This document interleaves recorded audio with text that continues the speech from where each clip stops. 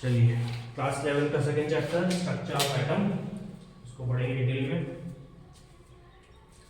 और पहला जो इसमें आपको लिखना है दैट इज इंट्रोडक्शन,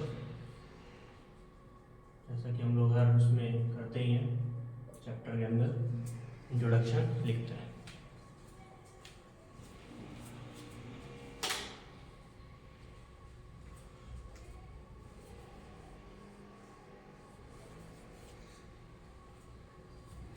चलिए तो पहले बताओ, जैसे मैंने आपको बताया भी था, इस एटम का मतलब क्या होता है? What is the meaning of an atom? Fundamental unit of any matter. Fundamental unit of any matter. और इसके अलावा और smallest part of any matter, है ना? इसको अपन ऐसे भी लिख सकते हैं, smallest part of any matter which made by some subatomic or fundamental particles। ये इसकी डेफिनेशन जो वैलिड है अभी वो लिखा जाता है कि एटम का मतलब क्या है कि आपने मान लो किसी भी आप मैटर की बात कर रहे हो, कुछ भी आप बात कर रहे हो, और मैटर का मतलब क्या होता है? What is matter? मैटर क्या होता है? इसको बोलेंगे हम लोग मैटर, जिसके पास मास है, ठीक है ना? तो मतलब मैटर को अपन क्या बोलेंगे कि anything which occupies space and have some mass। तो ऐसा कुछ भी जिसका कुछ ना कुछ मास हो, कुछ ना कुछ वेट हो, चाहे कितना ही कम हो लेकिन होना चाहिए, ठीक है ना? और जो स्पेस ऑक्यूपाई करती हो। आप किसी चीज को जमीन से ऊपर उठा दोगे, अपन क्या बोलेंगे? वो स्पेस में है। बात समझ में आ रही है? जैसे कि डस्टर जो आपके सामने है, तो जब मैंने उसको वहां पे रखा तो उतना स्पेस ने ऑक्यूपाई कर लिया ना, तो जगह घेर ली उसने। तो कोई भी चीज जगह घेरती है, स्पेस ऑक्यूपाई करती है, और जिसका कुछ ना कुछ मास होता है, उसे आप क्या बोलोगे? मैटर बोलोगे। तो इस मैटर का सबसे छोटा पार्ट जो कि कुछ फंडामेंटल सब एटॉमिक पार्टिकल से मिलकर बना होता है, उसे अपन क्या बोलते हैं? एटम बोलते हैं। ये अब तक की डेफिनेशन जो आपको अच्छे से याद रखनी है। इसके अलावा अब सवाल ये आता है कि ऐसे कौन कौन से सब एटॉमिक फंडामेंटल पार्टिकल्स होते हैं, है ना? तो अपन लिखते हैं फॉर एग्जांपल, जैसे एक चार्ट बना के लिखते हैं। तो एटम को आप जब फंडामेंटल पार्टिकल में डिवाइड करोगे तो तीन में डिवाइड करोगे आप ऑलवेज। एक तो आप करोगे प्रोटॉन, एक आप करोगे इलेक्ट्रॉन, और एक आप करोगे न्यूट्रॉन। तो these three fundamental particles are present in an atom. हर एटम के अंदर होता है, एक्सेप्शन है हाइड्रोजन। हाइड्रोजन के अंदर न्यूट्रॉन नहीं होता, बाकी प्रोटॉन इलेक्ट्रॉन होता है। तो हाइड्रोजन को छोड़ के बाकी जितने भी एलिमेंट्स हैं, 118 एलिमेंट्स हैं आपके पास में, सबके अंदर प्रोटॉन इलेक्ट्रॉन न्यूट्रॉन तो होता ही होता है, ठीक है? और ये तीनों जहां पे मिल जाते हैं उसको हम लोग टेक्निकली क्या बोलते हैं कि वो क्या है? एटम, ठीक है? या तो नोट करो, फिर आगे कुछ इसके फैक्चुअल डेटा हम लोग लिखेंगे।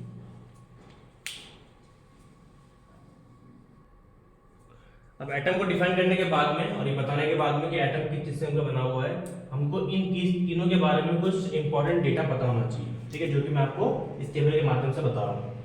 तो जब अपन सब एटॉमिक पार्टिकल की बात करेंगे तो आपको तीन के नाम लिखने हैं। वैसे मैंने आपको सिंबल नहीं बताया। प्रोटॉन का सिंबल होता है कैपिटल P, ठीक है? इलेक्ट्रॉन का होता है स्मॉल e, उसके ऊपर माइनस, और न्यूट्रॉन का होता है स्मॉल n, जैसे कई बार उसको कैपिटल में भी लिखते हैं, ठीक है ना? जैसा भी लिख लेना।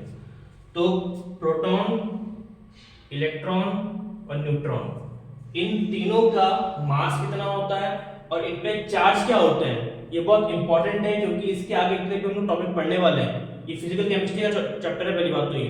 और फिजिकल केमिस्ट्री होने की वजह से इसके अंदर भी क्या है? न्यूमेरिकल्स। और उन न्यूमेरिकल्स के अंदर ये डेटा बहुत काम आते हैं, ठीक है? कई बार एग्जाम में डेटा लिखा हुआ आता भी है और मोस्ट ऑफ टाइम नहीं भी आता है, तो एक्चुअल में आपको ये याद रखना, ठीक है? तो चलो देखते हैं।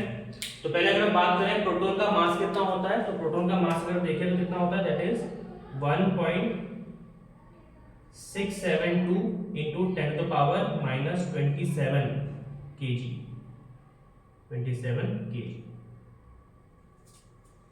ठीक है? इलेक्ट्रॉन का अगर मास देखें तो इलेक्ट्रॉन का मास होता है 9.1 इंटू 10⁻⁻31 kg, ठीक है। और न्यूट्रॉन का देखें तो न्यूट्रॉन और प्रोटॉन का ऑलमोस्ट सेम है, ऑलमोस्ट का मतलब पूरा ही सेम होता है 1.674, तो 674 तो सेम ही है, ठीक है, इंटू 10⁻⁻27 kg। तो प्रोटॉन न्यूट्रॉन का ऑलमोस्ट सेम होता है और इलेक्ट्रॉन का जो है मास बहुत कम होगा, सबसे कम इलेक्ट्रॉन का मास है, ठीक है। चार्ज की अगर बात करें तो प्रोटॉन पे चार्ज हमेशा पॉजिटिव का होगा, लेकिन पॉजिटिव वैल्यू कितनी होगी, पॉजिटिव 1.6 इंटू 10⁻⁻19 कूलम, चार्ज की यूनिट होती है कूलम, फिजिक्स में पढ़ा होगा आपने जरूर, है ना। अब प्रोटॉन के अपोजिट क्या होता है, इलेक्ट्रॉन, इसमें नेगेटिव चार्ज होता है, तो वैल्यू लेकिन सेम रहती है, मतलब माइनस के 1.6 इंटू 10⁻⁻19 कूलम्स। और न्यूट्रॉन जो है न्यूट्रल है, तो कोई चार्ज नहीं होगा, तो ये हो जाएगा आपका, ठीक है, क्लियर, इसको भी नोट कर लो।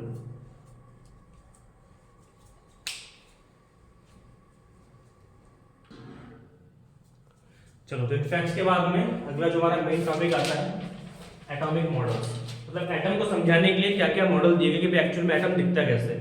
अब जैसे कोई चीज हमको अगर नहीं मालूम होती तो ऑब्वियसली बात ना, कोई आता है बताता है कि कोई चीज ऐसी दिखती होगी, है ना।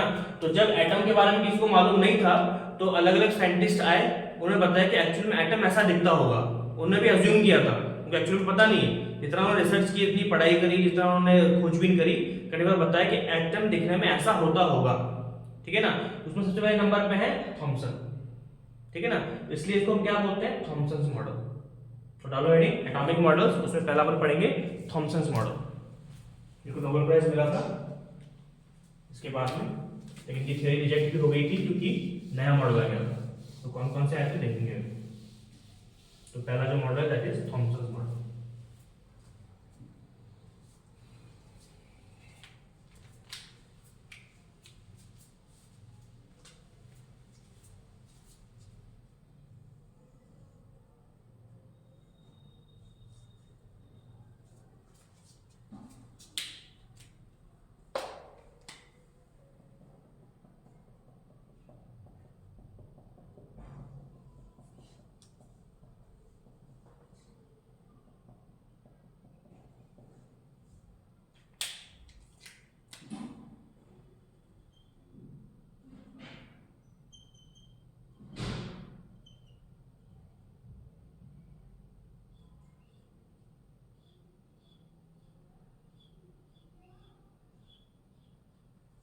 ठीक है जी, चलिए अब सुनते जाइए ध्यान से।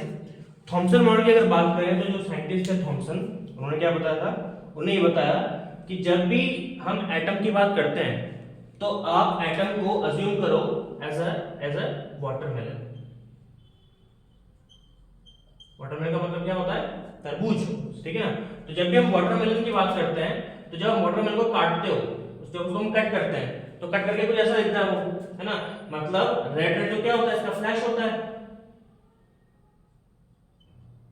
ठीक है, जो रेड कलर का होता है जिसको अपन एक्चुअल में कंज्यूम करते हैं, खाते हैं उसको, है ना।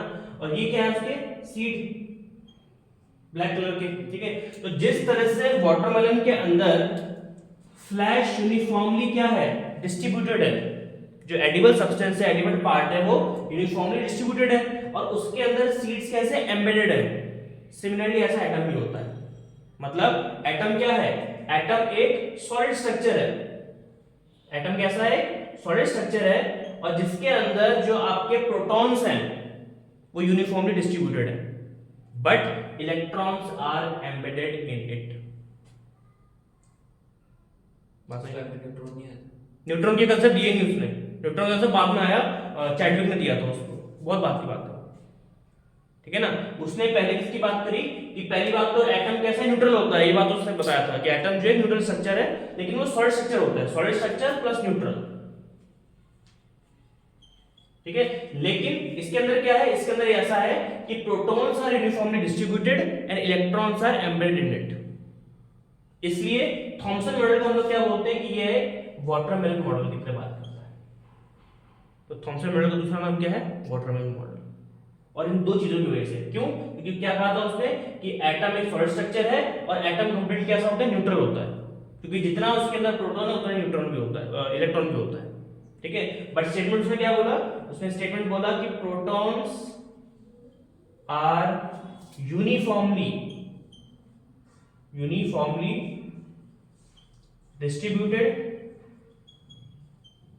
distributed and electrons are embedded in it.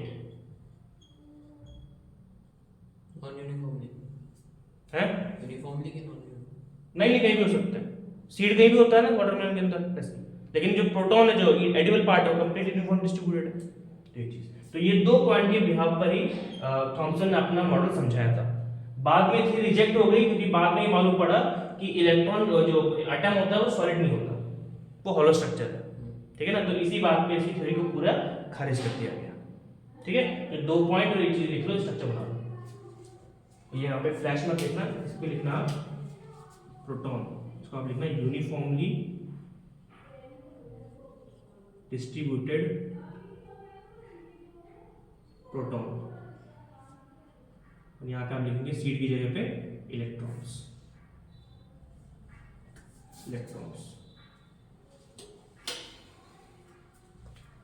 इधर थॉमसन मॉडल।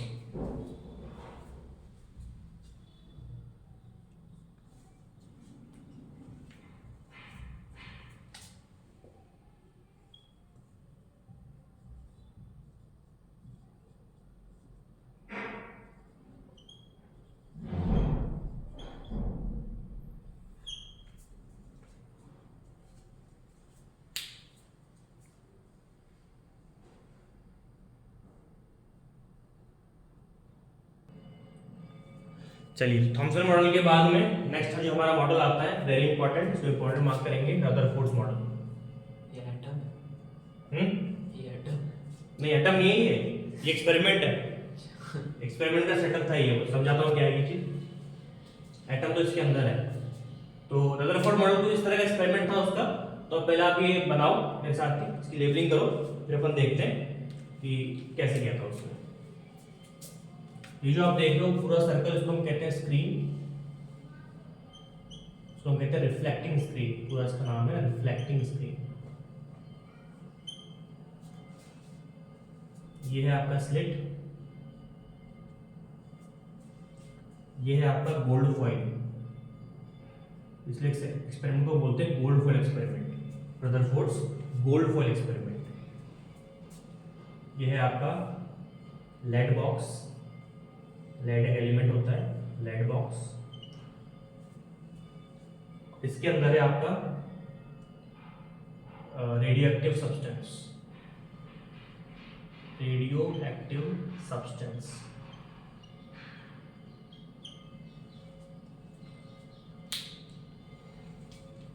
ये जो आप देख रहे हैं ये है स्पार्कल्स,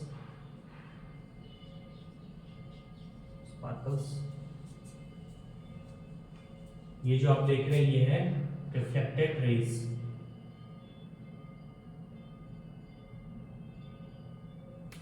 रेज निकल रही है यहाँ से, ठीक है। और जो रेज निकल रही है, इन रेज को हम कहते हैं अल्फा रेज, इनका नाम है alpha rays. Alpha rays gold foil से टकरा रही है और इस तरह से रिफ्लेक्ट हो रही है। जहां जहां भी स्क्रीन के जिस भाग में टकराती है वहां पे स्पार्कल्स पैदा हो रहे हैं। So this is called gold foil experiment, gold foil experiment. अभी क्यों किया था, क्या था, देखते हैं इसको, बना लो इसको।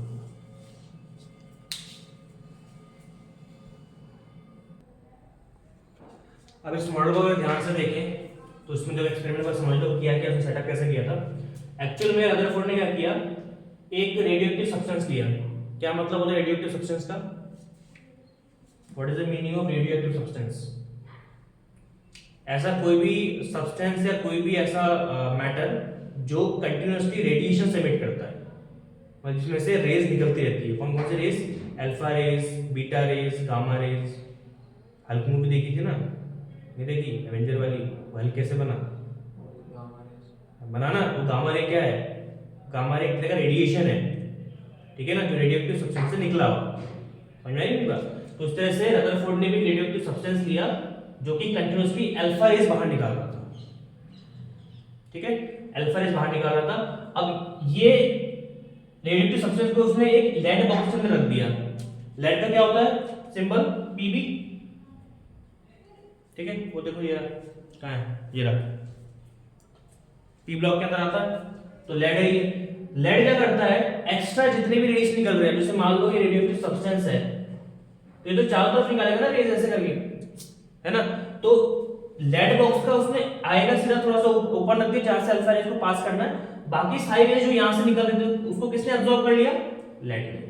तो लेड क्या करता है, एक्स्ट्रा रेडिएशंस को एब्जॉर्ब कर लेता है। जितने भी ये अपने न्यूक्लियर जितने भी रिएक्टर्स होते हैं ना, वहां पे लेड के वो लगाते हैं क्या बोलते हैं बॉल्स, ताकि एक्स्ट्रा रेडिएशंस को एब्जॉर्ब कर ले और रेडिएशन को बाहर नहीं निकलने दे, क्योंकि बाहर जाएगा तो ऑब्वियस सी बात है जितने भी आम जनता आम पब्लिक है उनको नुकसान होगा, रेडिएशन अच्छी चीज तो होती नहीं है ना, ये चीज। चलो तो हुआ क्या, तो जब लेड बॉक्स के अंदर रेडियोएक्टिव सब्सटेंस को रख के इस अल्फा रेज को पास किया, तो पास किसके अंदर किया, गोल्ड फॉइल के ऊपर, ठीक है, और ये गोल्ड फॉइल बहुत पतला था, मतलब जैसे आपके पास जैसे मान लो पेपर है, पेज है ना, आपके पेज कितना पतला पेज है ना, इसके आप 1000 टुकड़े और कर लो खड़े खड़े, 1000 टुकड़े, ऐसे नहीं सीधे, ऐसे, हाँ, इसके 1000 टुकड़े और कर लो, इतना पतला, ठीक है। और जब इतना पतला किया गया तो मतलब उस फॉइल के अंदर, जैसे तुम वो चल लगाते हो ना, जैसे गोल्ड फॉइल की जो मिठाइयां आती है इन पे गोल्ड की कोटिंग होती है, ठीक है, वो भी एक बार के लिए मोटा है, वो भी एक बार के लिए मोटा है, गोल्ड तो बहुत पतला हो सकता है ना, तो और पतला कर लो उसको, ठीक है। तो उसके अंदर उसने एक या दो एटम को ही देखा, मतलब उसने गोल्ड फॉइल को जब काटा, जब बहुत पतला किया, तो उसके अंदर एक या दो एटम ही गोल्ड के आए थे, एयू के, ठीक है ना। तो जब उसने गोल्ड फॉइल के ऊपर अल्फा रेज को ये पास किया, टकराया, उसने इंसिडेंट किया, उसके चारों तरफ उसने स्क्रीन लगा दी, रिफ्लेक्टिंग स्क्रीन। है। इसको इतना पतला करा, हाँ, दिखा कैसे, दिख नहीं रहा होगा उस टाइम। नहीं उसके पास ऐसे इंस्ट्रूमेंट थे, पहली बात तो पतला कैसे किया होगा, पहला सवाल तो यही है कि वो तो वैसे इतने पतला होगा, उसको और कैसे पतला किया होगा। तो उसके बाद कुछ ऐसे इंस्ट्रूमेंट उसने खुद बनाए थे जिससे मैं गोल्ड को और काट सकूं और उसको थिन कर सकूं, उसकी थिन लेयर कर सकूं। एक या दो एटम आए होंगे उसके, हाँ। उसको देख सकता हो तो ऑटोमेटिकली एटम को ही दिख पा रहा है। हाँ बिल्कुल सही बात है, उसको अज्यूम तो करेगा ना उसने कि भाई इसमें इतना पतला मैंने काटा है, उसके अंदर 2 3 4 5 ऐसे एटम रहेंगे, ये उसका अजम्पशन था। देख तो एटम कोई पाएगा ही नहीं जब तक आपके पास कोई सोफिस्टिकेटेड माइक्रोस्कोप ना हो, लाइक इलेक्ट्रॉन माइक्रोस्कोप, उसमें देख सकते हैं। उसमें बिल्कुल दिखता है, एटम कंप्लीट दिखता है, एटम दिखता है, प्रोटॉन दिखता है, इलेक्ट्रॉन तक दिखता है। कहाँ दिखता है एटम का, तो अभी तक कोई फोटो ही नहीं है। क्या बात कर रहे हो, इलेक्ट्रॉन माइक्रोस्कोप फोटो गूगल पे सर्च करना आपको मिलेगी बहुत सारी।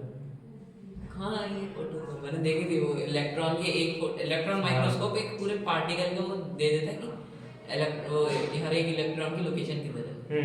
इलेक्ट्रॉन थोड़ी बताता है।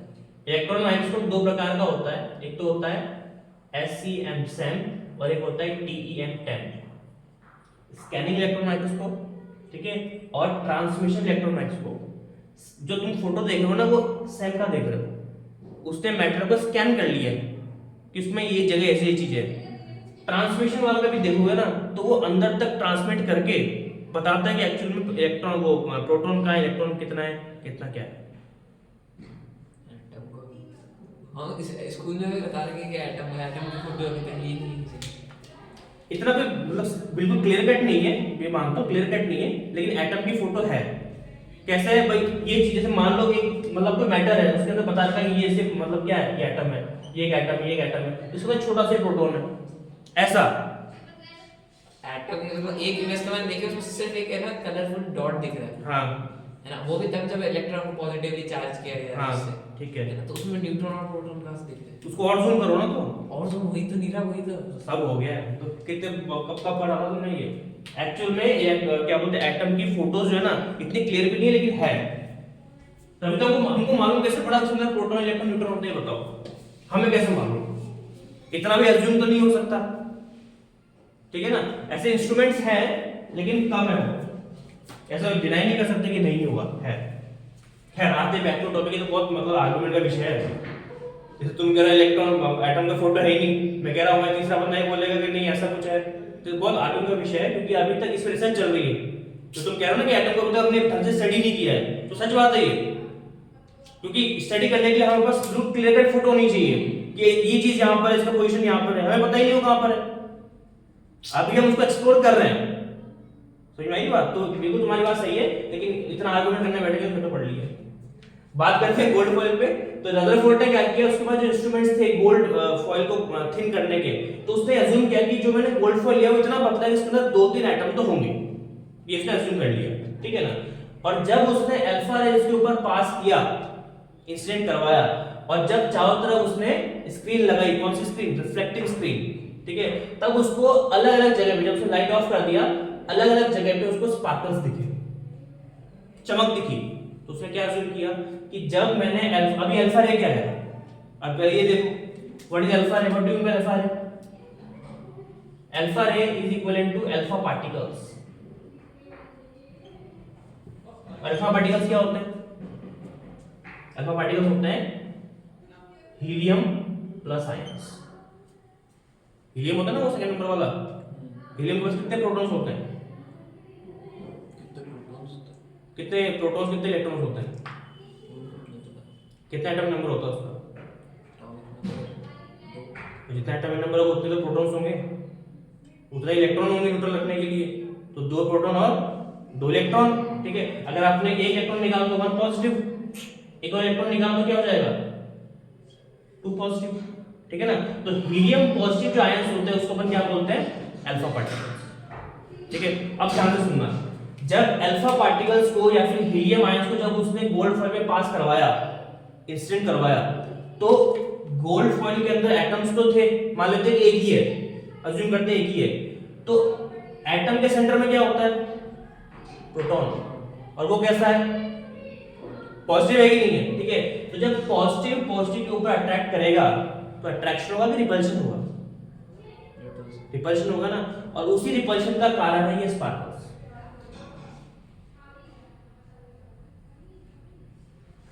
स्पार्कल्स क्यों है रिपल्शन? वेरी गुड, आप सुनो, मैं चाहता था तुम सवाल पूछो। अब जैसे ये एटम का वो है, ठीक है ना, बीच में क्या है? प्रोटॉन प्लस मान लेते हैं, बीच में प्लस है, ठीक है। अब हीलियम आ रहा है, अब हीलियम भी कैसा है? पॉजिटिव है, ये भी पॉजिटिव है। तो जब ये इसके अंदर घुसेगा, यहां तक आ गया मान लो, ये भी पॉजिटिव है, तो पॉजिटिव पॉजिटिव के अंदर क्या होगा? रिपल्शन होगा ना।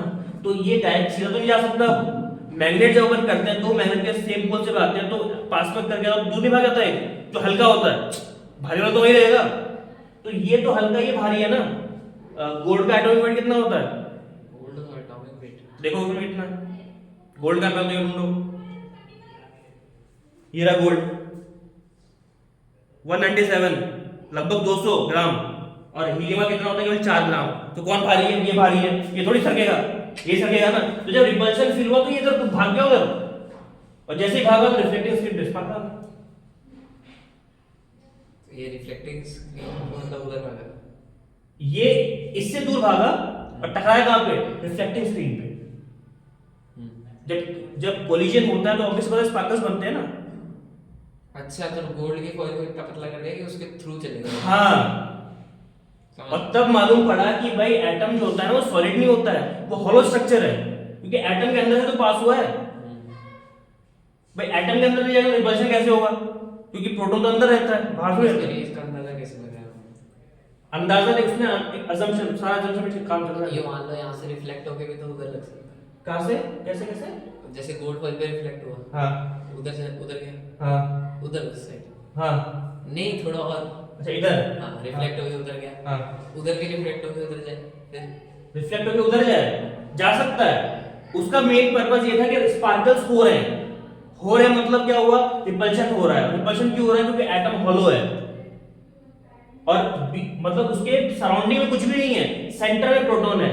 उसके पहला डाउट तो यह है कि स्पार्कल्स हो क्यों रहे हैं। ये पहले इसका आंसर होना चाहिए कि स्पार्कल्स आए कहां से, ये तब पता लगा कि रिपल्शन हो रहा है। और रिपल्शन क्यों हो रहा है? रिपल्शन किसके बीच में होता है? 2 सेम चार्ज के बीच में। मतलब अगर मुझे पता है कि अल्फा पार्टिकल पॉजिटिव होता है, लेकिन मुझे ये नहीं पता कि सेंटर में क्या होता है। अगर नेगेटिव होता है चिपक जाते हैं, स्पार्कल तो दूर की बात है, चिपक जाते हैं, लेकिन मतलब चिपके नहीं, स्पार्कल्स हो रहे हैं, इसका मतलब बीच में भी क्या होगा? पॉजिटिव ही होगा। बीच में पॉजिटिव होगा, मतलब क्या बोलते हैं, रिपल्शन हुआ ही इसलिए क्योंकि दो सेम चार्ज आपस में कांटेक्ट में आए हैं। तो तब उसने बताया कि एटम का जो सराउंडिंग पूरा एटम जो होता है ना होलो स्ट्रक्चर होता है, सेंटर में उसके पॉजिटिव चार्ज है।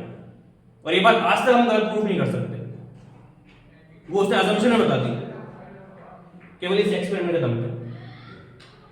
सीधी लॉजिकल सी बात रखती है कि अगर मुझे पता है कि अल्फा पार्टिकल पॉजिटिव लिया मैंने, ये मुझे पता है, ठीक है, लेकिन वो रिफ्लेक्ट क्यों हुआ, रिपल्शन हुआ क्यों, और स्पार्कल्स क्यों बन रहे हैं, क्योंकि उसका कांटेक्ट उसी जैसे चार्ज से हुआ होगा और बड़े चार्ज से हुआ होगा जो उसको धक्का दे सकता है, पुश कर सकता है। भाई नेगेटिव होता है चिपक जाते हैं, बात खत्म। क्या अगर टर्म्स बन जाते हैं, अगर मान लो ये नेगेटिव होता तो इस तरह से पॉजिटिव टर्म हो जाते नहीं हो जाते, बताओ, फ्लावर बन जाता है इससे, लेकिन नहीं हुआ, मतलब बीच में क्या है, पॉजिटिव, और बड़ा पॉजिटिव।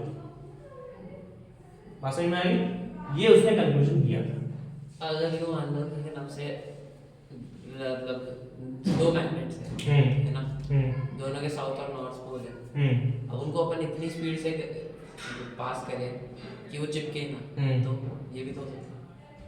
इतनी स्पीड से पास करेगी चिपके ना, हो सकता है, बिल्कुल हो सकता है, कोई प्रॉब्लम नहीं है, लेकिन इसमें कैच है। कैच क्या है कि अगर मान लो इसमें दो कंडीशंस है, पहला, क्या दोनों मैग्नेट का वेट और सब कुछ सेम है क्या, अगर सेम होगा तो तुम जो कह रहे हो वो पॉसिबल है।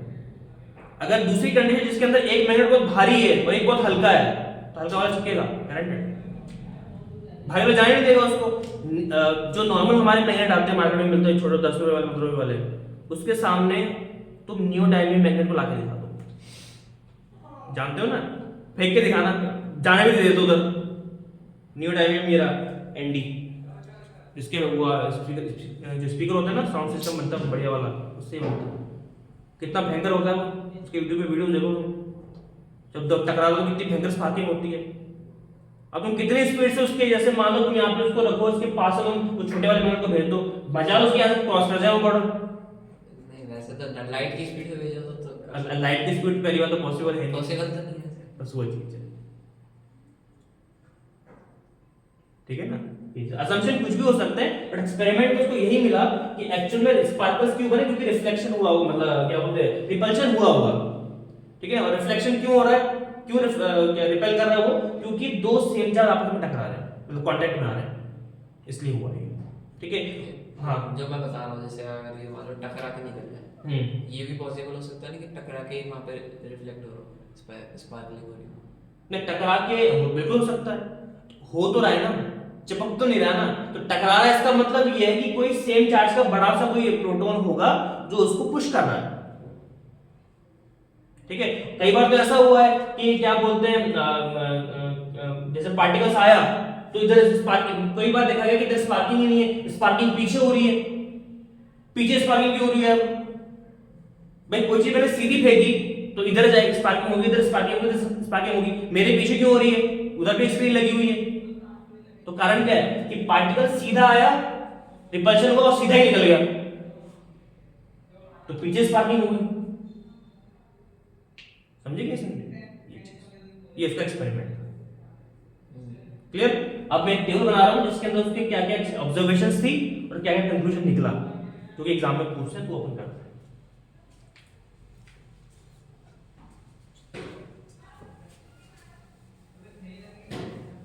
टेबल बनाते हैं हम लोग,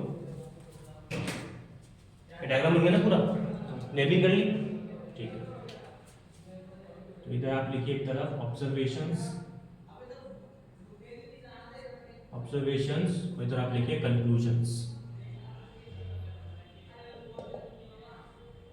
कंक्लूजन्स, ठीक है। चलो बनाओ टेबल बनाओ, बीच में लाइन खींचो, बीच के पेज में एक तरफ लिखो ऑब्जर्वेशन, एक तरफ लिखो कंक्लूजन्स, बीच में लाइन खींच दो, हाँ पूरी नहीं, आधी तक करो, हाफ करो, पहले आगे काम करवा दो, फिर बाद में खींच लूंगा। मुझे लिखवाना है, डिक्टेट करना है, बोलूंगा, बोल नहीं लिखवाना, ऑब्जर्वेशन उधर conclusions, conclusions,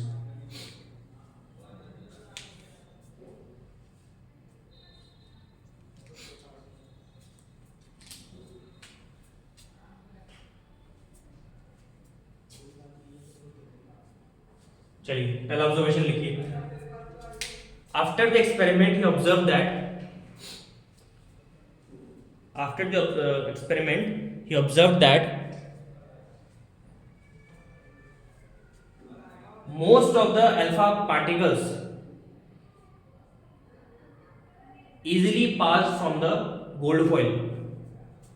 Most of the alpha particles easily passed from the gold foil.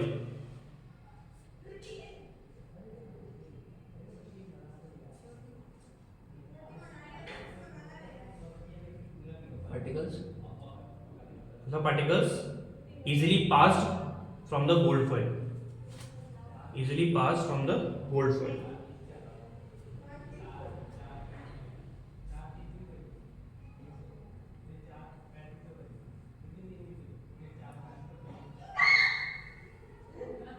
ठीक है, तो जब इसने ये ऑब्जर्वेशन लिया तो कंक्लूजन क्या निकला?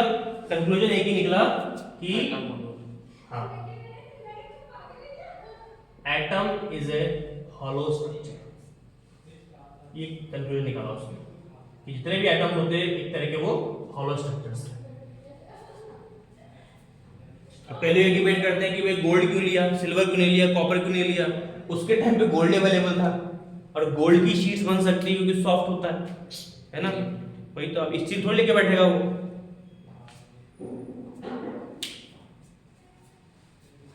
तो ये बात तो साफ ही थी पहले। क्या मतलब अगर हॉलो होता तो उसके मतलब पहले अगर सॉलिड होता है ना तो उसके थ्रू लाइट पास नहीं हो सकती थी। कौन सी उस लाइट? टाइम पे तो ग्लास भी तो था। कौन सा ग्लास?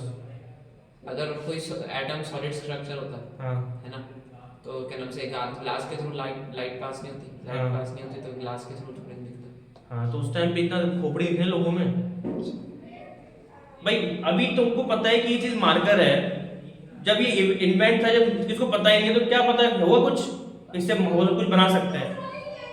लिखने का सामान तो क्या बोलते हैं इंडस वैली सिविलाइजेशन में भी था, बहुत पुराने लोगों के टाइम में, तब भी ना बोलते मार्कर है या पेन है ना।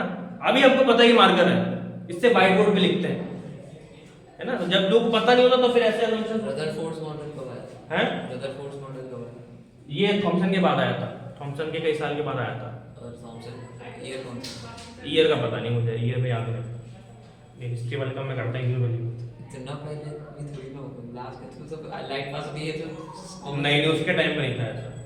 अच्छा तब लाइट वाला कॉन्सेप्ट नहीं है। लाइट वाला कॉन्सेप्ट बाद में बताऊँ तुम्हें कब आया, नील्स बोर के टाइम पे आया था, जिसके बाद की थ्योरी है ना, उसके बाद आया था। इसमें मैक्सवेल थ्योरी भी आती है, प्लैंक्स कांस्टेंट आता है, प्लैंक थ्योरी आती है। तो प्लैंक तो बहुत बात की बात है, बहुत हजारों साल हो गए इस बात को, हजारों साल तो नहीं, कई सौ साल हो गए। ठीक है, ठीक है जी। तो पहला कंक्लूजन क्या है कि एटम एक हॉलो स्ट्रक्चर होता है। सेकंड ऑब्जर्वेशन लिखो, सेकंड ऑब्जर्वेशन लिखो। After passing the alpha rays, after passing the alpha rays, he observed that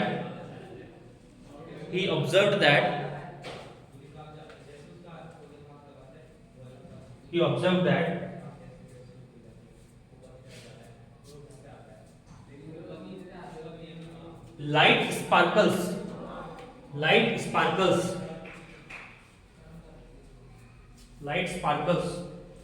are generating on the reflecting screen.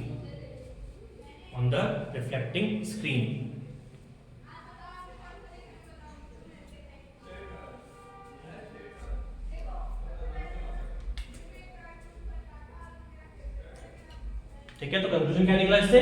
Conclusion ये निकला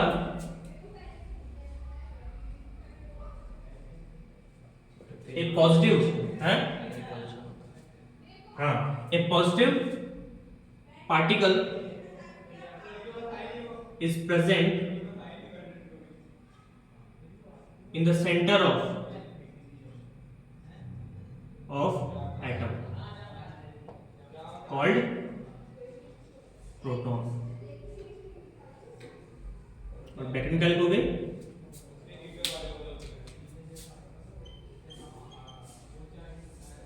sparkles formed due to repulsion due to repulsion between alpha particle and central particle,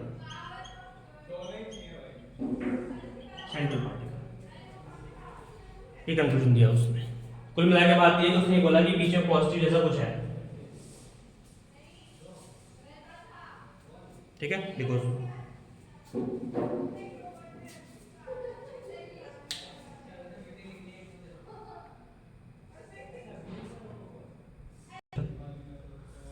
तो third observation क्या क्या बताया उसने, तीसरा observation इसमें ये बताया कि लिखो only few alpha particles, only few alpha particles, bracket में लिखना 1/20,000, मतलब 20,000 में से केवल एक, only few alpha particles 1/20,000 reflected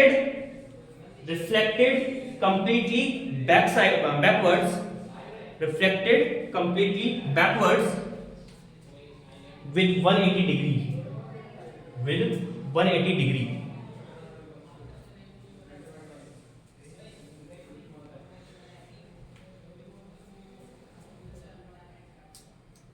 conclusion क्या बताया उसने, सेकंड बात को उसने कंप्लीटली प्रूव कर दिया। और कैसे प्रूव किया, बैकवर्ड्स विद 180 डिग्री।